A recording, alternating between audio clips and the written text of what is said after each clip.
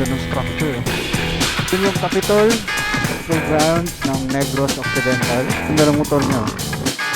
Buildings dito.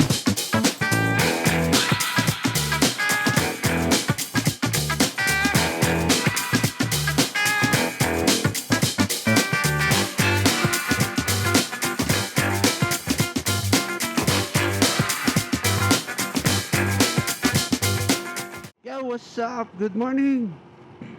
Welcome again to my channel, Studio Kit.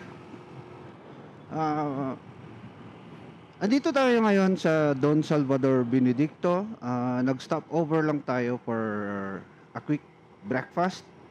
Kasi going tayo ng Bacolod City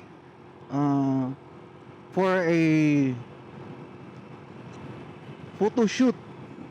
So, meron tayong client today, meron tayong shoot. Isa siyang maliit na coffee shop sa Bacolod na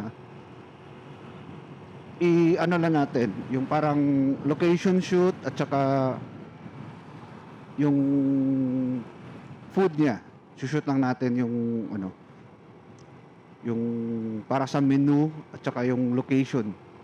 So, yun lang yung shoot natin for today. Madali ang shoot lang to. Gusto lang ng owner na magkaroon siya ng isang maganda at saka simpleng photo lang ng kanyang store while him also preparing the food, tsaka yung simple food lang for their coffee shop. Maliit lang siya na coffee shop. Kaibigan ko rin yung may-ari. So, yun lang. Napag-usapan lang namin na gusto niyang magkaroon ng simple yet aesthetic yung dating ng shoot na plan namin. So, yun yung pupuntahan natin sa Bacolod today. And then, of course, nandito tayo sa Don Salvador Benedicto. Medyo makulimlim at saka medyo umaambon yung panahon dito ngayon. Hopefully doon sa Bacolod is hindi na pagbaba natin. So, tara, samahan nyo ako sa aking biyahe ngayon. Punta tayo ng Bacolod City. Yeah! Andito na tayo sa proper ng Don Salvador Benedicto. Ayan, if nakikita nyo, medyo foggy dito. Foggy yung weather ngayon. At saka may kasamang ambon. So, ganito kalamig yung Don Salvador Benedicto, lalong-lalo na pag kakatapos lang ng ulan or during umuulan. Yan. Foggy siya.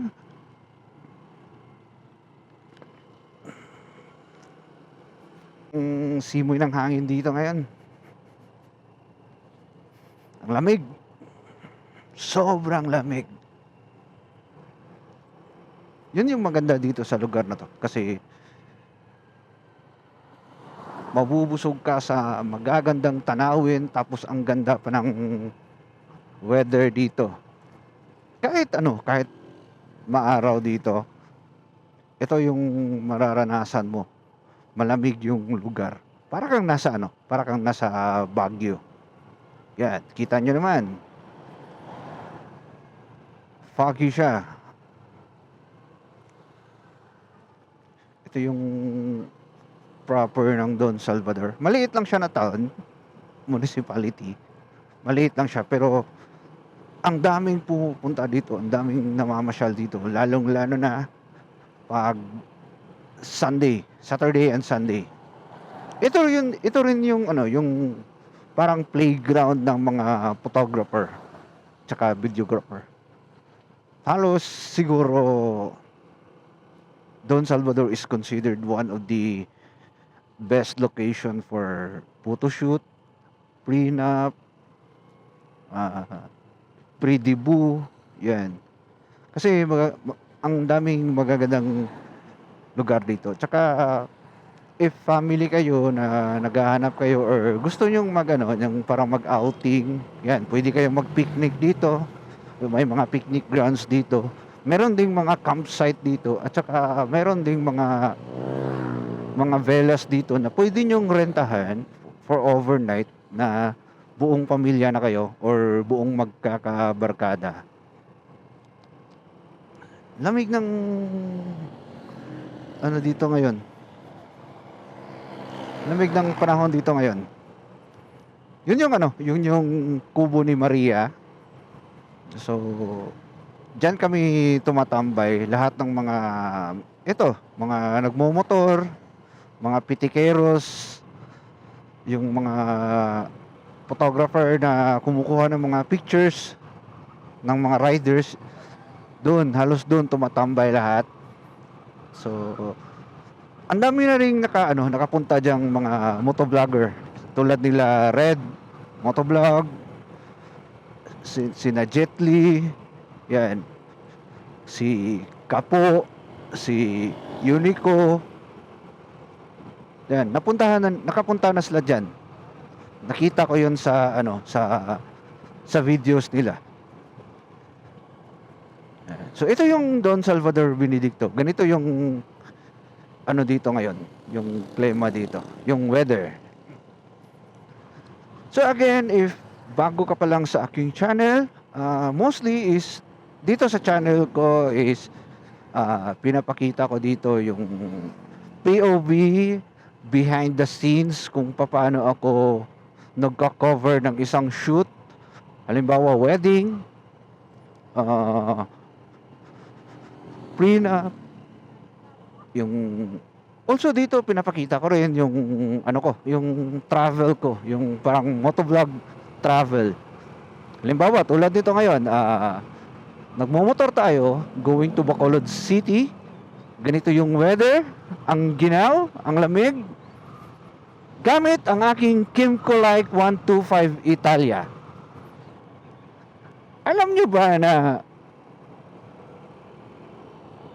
ang Kimco Like 125 is matipid siya sa gas. Tapos malaki yung compartment niya.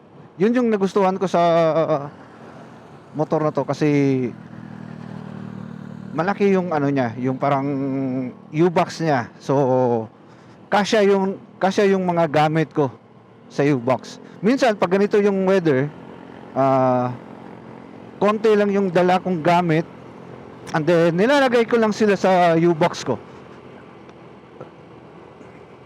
So ito yung famous na lugar dito sa Don Salvador, yung pine trees.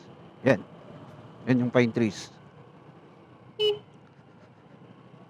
So ilang beses na kami nag-shoot sa lugar na to, sa pine trees. So minsan yun yung mga dinadalaw dito ng mga ng mga turista, yung pine trees na yan. Wow! Ganda ng weather. Ganda ng fog, oh. Yan, tingnan nyo. Oh, sulit.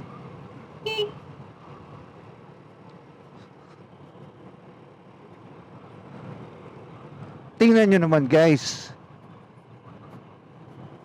Yan. Solid to. Ganda. Oo nga pala, sa channel ko is dito nyo makikita yung mga travel vlog ko, yung mga behind the scene POV, kung paano ako nag-shoot. And then if bago ka pa lang sa channel ko or napadaan ka sa channel ko, hopefully magugustuhan nyo yung mga videos ko andito. At saka I'm inviting you na rin to please like, share, and subscribe po sa aking channel. At sisikapin ko po na yung mga videos ko na nandito is magugustuhan nyo. It will be more on my channel, it will be more on sharing about photography, motovlog, travel, and short films. So yun yung makikita nyo dito sa channel ko. Yun guys, tingnan nyo. Ganda. Wow. Yun, daming turista, na-amaze sila sa weather dito ngayon. Yan. Yung foggy weather ng Don Salvador Benedicto. Yan. Sino ba namang hindi ma-amaze sa mga ganitong ah, weather, 'di ba? Kung nandyan ka sa city, ah, traffic, pollution, ingay, and then pag pag weekends, Sunday, akyat ka dito. Tapos ito yung makukuha, makikita mo. Yan. Super relaxing. Super relaxing ng weather. Yan. You know? Yan. Di mo to makikita sa city. Of course, di ba? Walang ganito sa city. Unless nandun ka sa Baguio City. Yan. Tapos ang sarap. Ano, yung simoy ng hangin. Ang ganda. Ang lamig. You know, daming nagmumotor. Yan. Yung Don Salvador nga pala is isa sa mga pinupuntahan din or paboritong pinupuntahan ng mga riders. Kasi nga, it's because of the road. Kumbaga, kung nasa ano kayo, kung nasa Metro Manila or nasa Luzon kayo, mayroong Marilaki, mayroong Baguio. Ito dito sa Negros, dito sa Don Salvador Benedicto, ito yung parang Marilaki at saka Baguio City. Kasi sa sobrang lamig niya, tapos yung mga kalsada pa dito is twisties, so talagang magugustuhan to ng mga riders. Talagang paborito to ng pasyalan ng mga riders. Yun, tingnan nyo yun, no? Yan. Meron ding parang lion dito, lion. Kung sa Baguio is lion, dito is meron din. Tingnan mo naman yung scenery.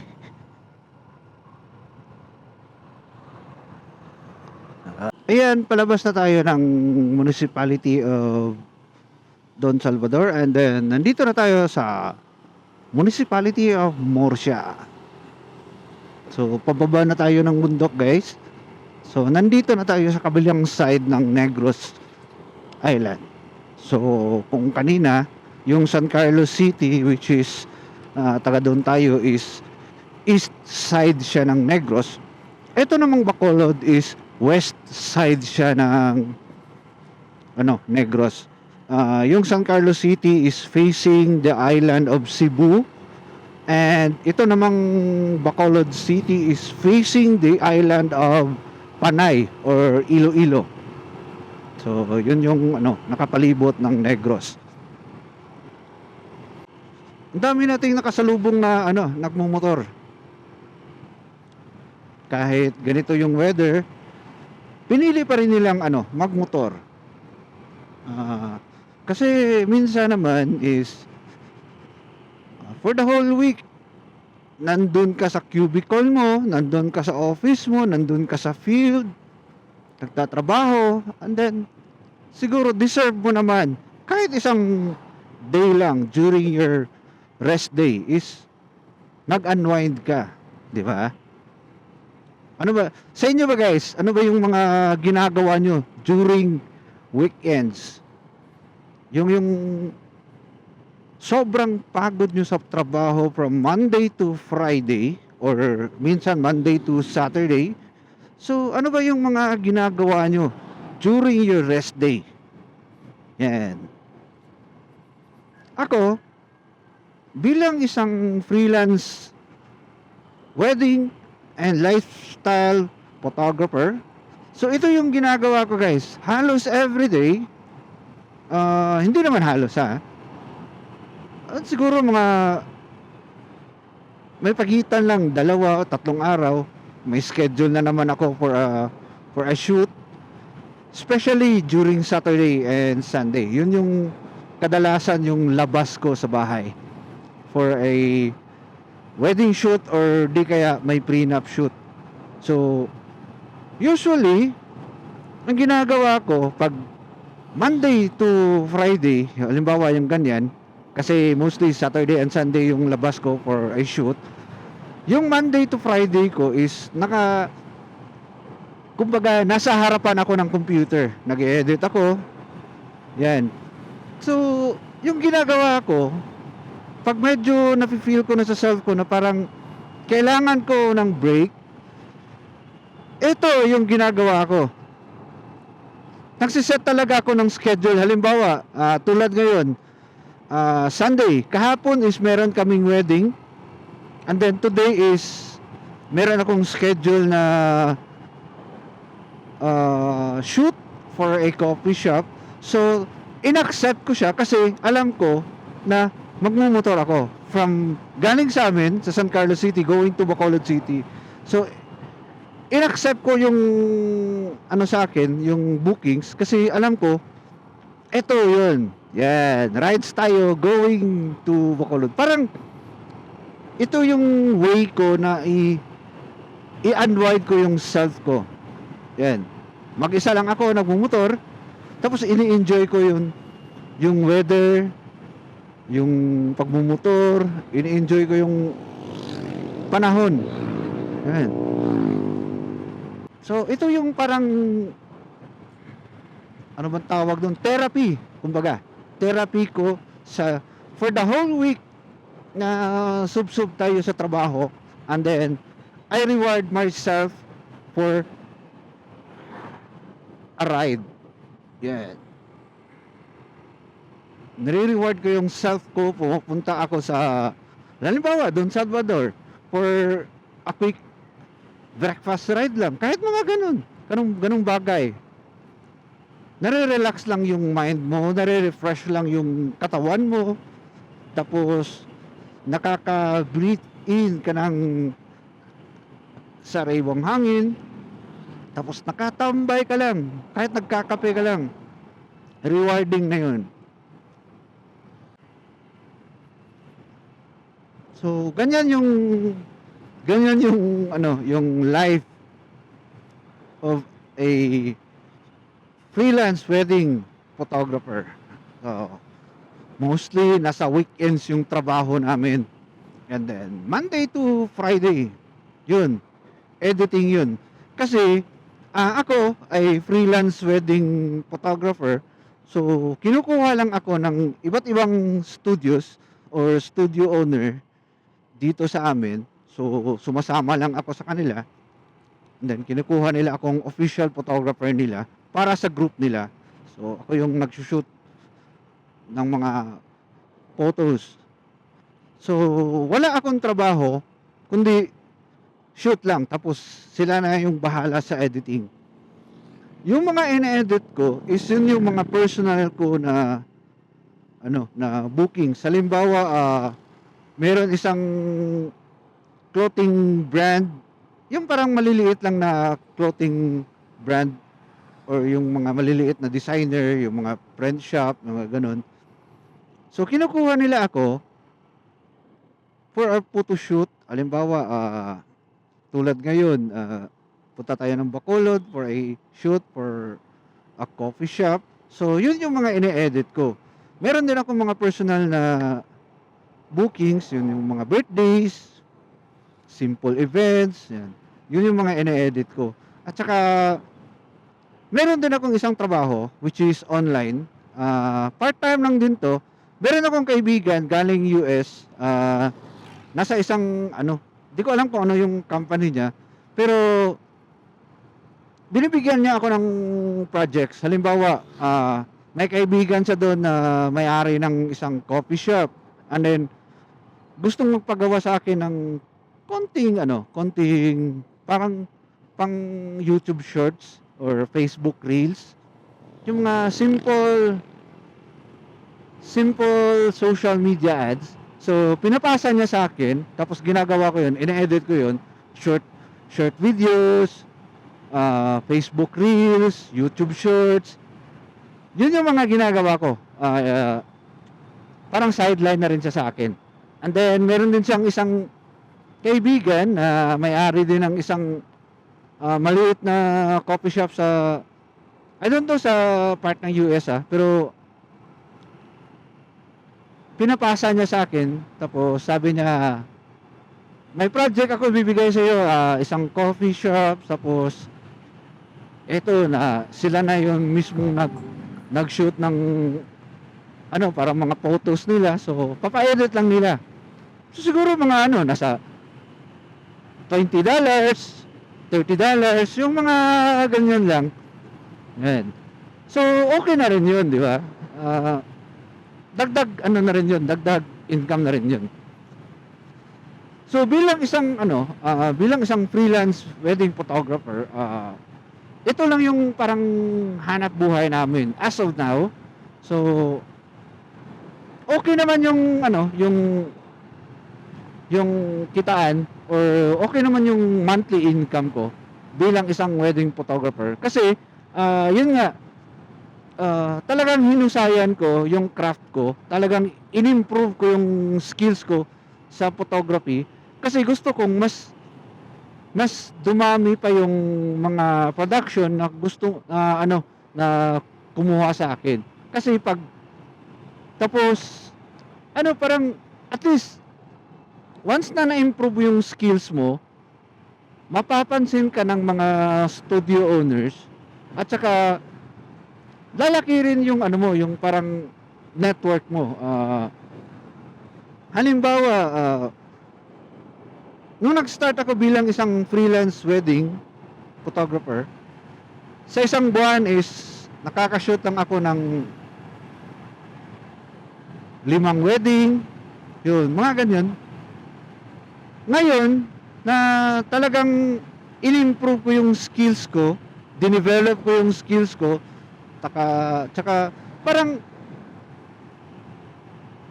ano talaga yung parang kung ano yung trend sa photography ngayon, especially sa wedding, talagang ano, parang pinag-aralan ko.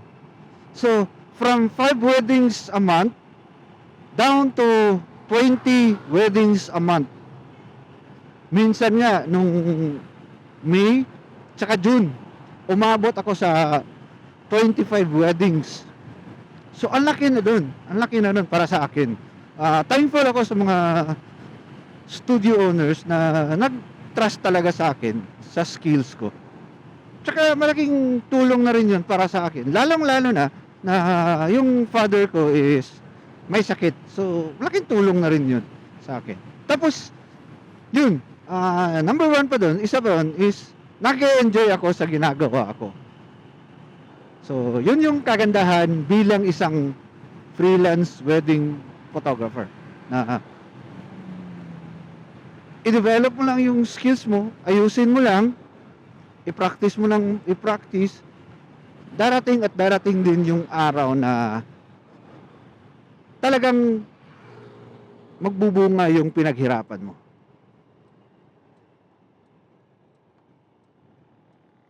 So, malapit na tayo guys sa destination natin, yung coffee shop na i-shoot natin today para sa kanilang products, menu and location.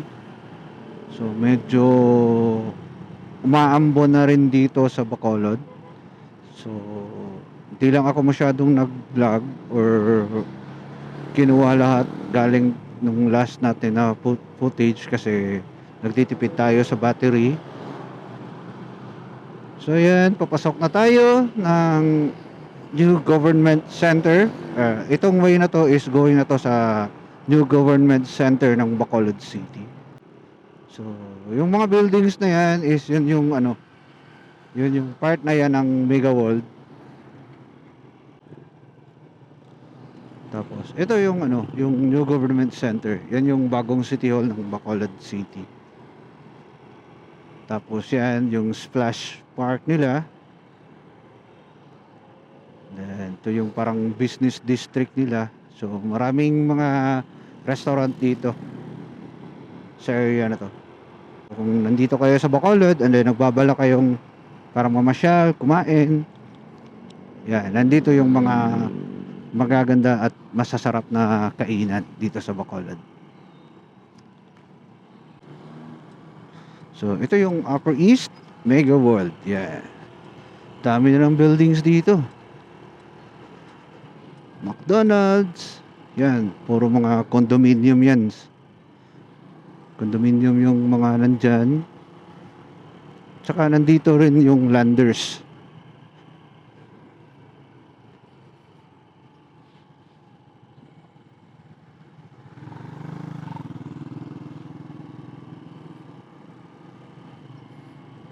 Ano kayang building na to?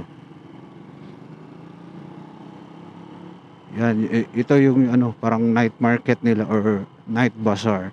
So every night may mga kainan diyan, may mga entertainment, tsaka may mga pre-love na mga damit na binebenta diyan. Tapos maraming mga ano diyan, mga food cart na pwede kayong tumambay.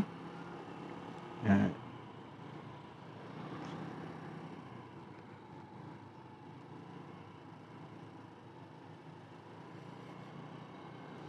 Yan yung landers nila.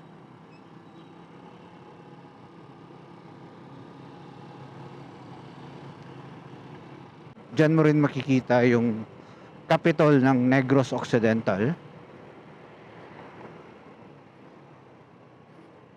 So, okay lang yung traffic today dito na area kasi Sunday nga. So, pag medyo weekdays dito, sobrang traffic sa area na to. Area na to, nandito yung parang business ano nila, district. Yun yung ano, yun yung capital ng Negros Occidental. Yan. Tapos paliko tayo dito sa left, going na tayo sa area kung saan magsushoot tayo. So, yan, normal lang yung traffic dito. Seda Hotel. Yan, yun yung tapos may mga call center na nandun. Ayala sa likod ng Capitol.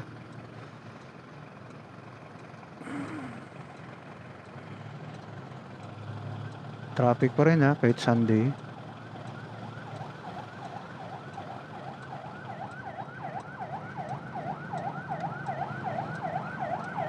So, paliko tayo dito na area. Yan.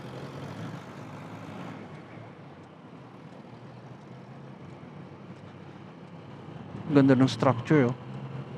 Seda Hotel. Yun yung Capitol grounds ng Negros Occidental. Yan, yung kilometer 0.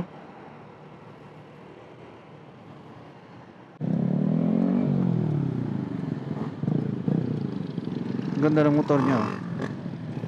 Classic din.